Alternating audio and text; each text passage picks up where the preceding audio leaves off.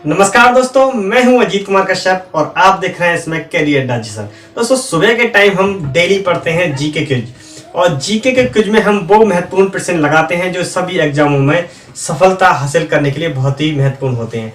और प्रत्येक दिन सुबह के टाइम 6:30 बजे हम ये क्विज लगाते हैं और सभी क्विज में दिए गए प्रश्न को हम बहुत आसानी से सॉल्व करते हैं, जानते हैं उन प्रश्न के बारे में। तो आज फिर हम वही प्रश्नों के बारे में जानेंगे और प्रश्न की क्विज में डेली हम 30 प्रश्नों को जो है सॉल्व करते हैं, देखते हैं कि उनमें क्या क्या हम लोगों को दिया है। आज फिर वही 30 प्रश्न है हम लोगों के लिए जो हम इस क्विज में सॉल्व करेंगे। सबसे पहले हम अपना जो है चैप्टर शुरू करने से पहले आप लोगों को बता देना चाहता हूं, स्टडी ग्रुप और स्टडी जो है मटेरियल प्राप्त करने के लिए हमारे डिस्क्रिप्शन में लिंक दिए गए हैं, हमारे व्हाट्सएप ग्रुप के और टेलीग्राम ग्रुप के। तो जाइए डिस्क्रिप्शन में और लिंक को टच कर दीजिए, टेलीग्राम ग्रुप को हमारे ज्वाइन कर लीजिए कैरियर अड्डा अजीत सर के। तो चलिए दोस्तों, बिना देरी करे हम शुरू करते हैं मॉर्निंग टाइम में अपना जीके क्विज। जीके क्विज का पहला प्रश्न हमारी स्क्रीन पर है और जिसमें पूछा गया है कि इनमें से कौन सा सबसे पुराना राजवंश है। चार राजवंशों के नाम दिए हैं जिसमें लिखा हुआ पहला राजवंश गुप्त, कुषाण, वर्धन और मौर्य वंश। सही आंसर का जवाब देना है। तो मौर्य वंश की जो स्थापना की थी वो चंद्रगुप्त मौर्य ने की थी और यही सबसे पुराना राजवंश है। जो चार ऑप्शन दिए गए हैं, इन चार ऑप्शन में से सबसे पुराना जो राजवंश है वो मौर्य राजवंश है, ऑप्शन नंबर डी। बात करते हैं दूसरे प्रश्न की, भारत में सर्वोत्तम चाय कहाँ पैदा होती है। जो भारतीय राज्य है और भारतीय राज्यों में से सबसे ज़्यादा चाय का उत्पादन कहाँ होता है, इस बारे में पूछा गया है। चार ऑप्शन है हमारे पास, दार्जिलिंग, नीलगिरी, जोरहट, कूच बिहार। सही आंसर का जवाब देना है। इसका सही आंसर है दार्जिलिंग। दार्जिलिंग शहर में जो है सबसे ज़्यादा चाय का उत्पादन किया जाता है। बात कर लेते हैं अगले प्रश्न की, बिटी वैगन क्या है।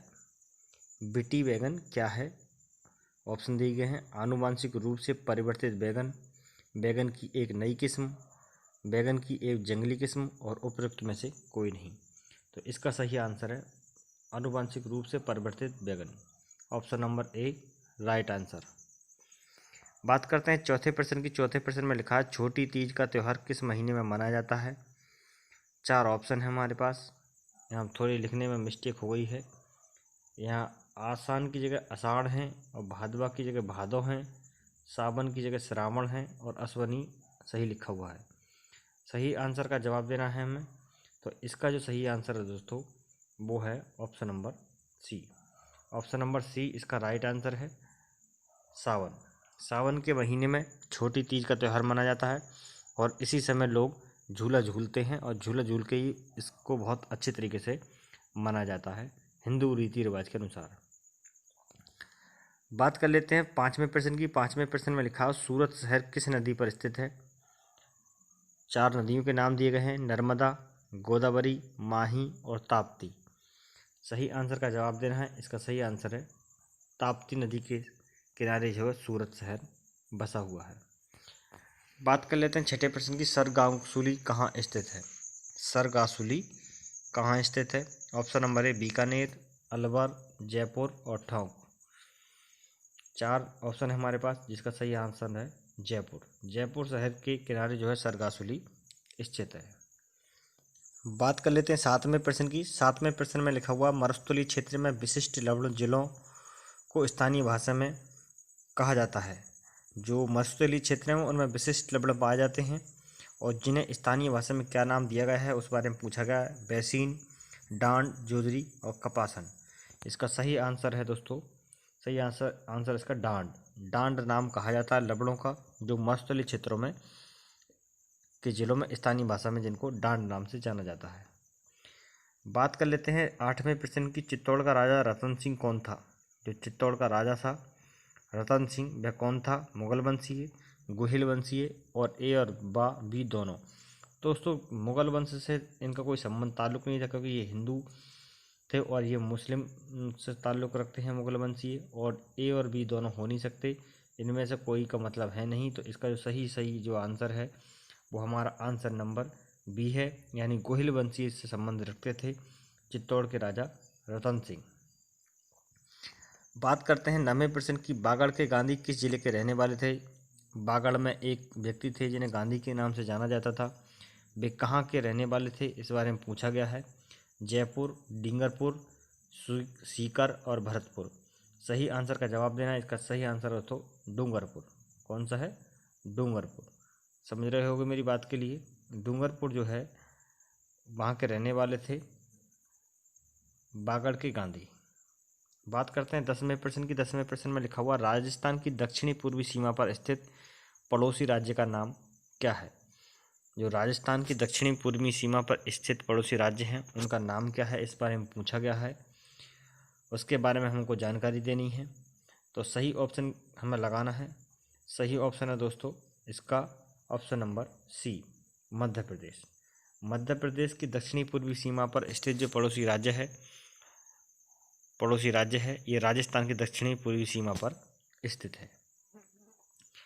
बात करते हैं 11वें प्रश्न की। 11वें प्रश्न में लिखा है डॉक्टर एल टेस्सीटोरी किससे संबंधित है। डॉक्टर एल टेस्सीटोरी किससे संबंधित है, इस बारे में पूछा गया है। ऑप्शन दिए गए हैं गायन से, चारण साहित्य से, खेल से, नाटक से। तो इसके सही आंसर का हमें जवाब देना है और इसका सही आंसर है दोस्तों ऑप्शन नंबर बी, यानी चारण साहित्य से संबंधित हैं। चारण साहित्य से संबंधित हैं डॉक्टर एल टेस्सीटोरी। बात करते हैं 12वें प्रश्न की। कौन सा राष्ट्रीय राजमार्ग राजस्थान के बीकानेर तथा जैसलमेर शहरों से होता हुआ पंजाब तक जाता है।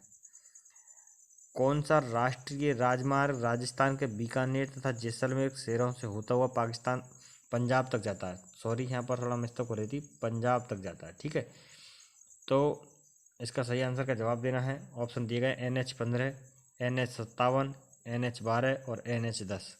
तो इसका सही आंसर है दोस्तों ऑप्शन नंबर ए, NH-15 जो है राष्ट्रीय राजमार्ग राजस्थान के बीकानेर तथा जैसलमेर शहरों से होता हुआ पंजाब तक जाता है। बात करते हैं 13वें प्रश्न की। खेजड़ी वृक्ष की पूजा किस पर्व पर मनाई जाती है। जो खेजड़ी वृक्ष है की पूजा किस पर्व पर मनाई जाती है। होली पर, दिवाली पर, ईद पर और दशहरा पर। तो सही आंसर है दोस्तों इसका दशहरा। सही आंसर दशहरा। दशहरा शहर पर जो है खेजड़ी वृक्ष की पूजा पर्व के रूप में मनाई जाती है। बात करते हैं 14वें प्रश्न के बारे में। 14वें प्रश्न में लिखा है किस वर्ष केंद्र शासित प्रदेश अजमेर मेरवाड़ा राजस्थान में मिला। किस वर्ष जो है केंद्र शासित प्रदेश अजमेर मेरवाड़ा राजस्थान में मिल गया था, इस बारे में पूछा गया है। ऑप्शन दिए गए 1950 में, 1954 में, 1956 में और 1948 में। सही आंसर का जवाब देना है। इसका सही आंसर है दोस्तों ऑप्शन नंबर सी, 1956 में जो है केंद्र शासित प्रदेश अजमेर मेरवाड़ा राजस्थान में मिल गया था। एक चीज़ यहाँ पर और बता दूँ मैं आपको, जो अजमेर का मेरवाड़ा है ये जो है जब भारतीय संविधान सभा बनी थी उस समय संविधान के जो सदस्य चुने गए थे और मेरवाड़ा जो था चीफ कमिश्नर प्रांत में आता था और 4 चीफ कमिश्नर प्रांत थे जहाँ जो कि अंग्रेजी शासन के अधीन से जो संविधान सभा के सदस्य बने थे। आगे बात करते हैं हर्षवर्धन की राजधानी क्या थी। हर्षवर्धन की राजधानी क्या थी, इस बारे में पूछा गया। कन्नौज, प्रयागराज, नालंदा और थानेश्वर। सही आंसर का जवाब देना है। इसका सही आंसर है कन्नौज। हर्षवर्धन की सही राजधानी क्या थी, कन्नौज। ऐसी ही वीडियो हम अपने चैनल के माध्यम से आप लोगों को लाते रहेंगे एकदम सही जानकारी के साथ। जीके की क्विज हमारे चैनल से डेली आप लोगों को मिल रही हैं। थोड़ा स्वास्थ्य रहने के कारण आज कल और आज जो है मैं आप लोगों को थोड़ा नहीं दे पाया था इसकी जानकारी जीके क्विज की, तो उसके लिए क्षमा चाहता हूँ। आगे से सारी जो है जीके क्विज आप लोगों को हमारे चैनल के माध्यम से मिलती रहेंगी। चैनल को सब्सक्राइब कर दें और बेल आइकन को प्रेस कर दें। नमस्कार।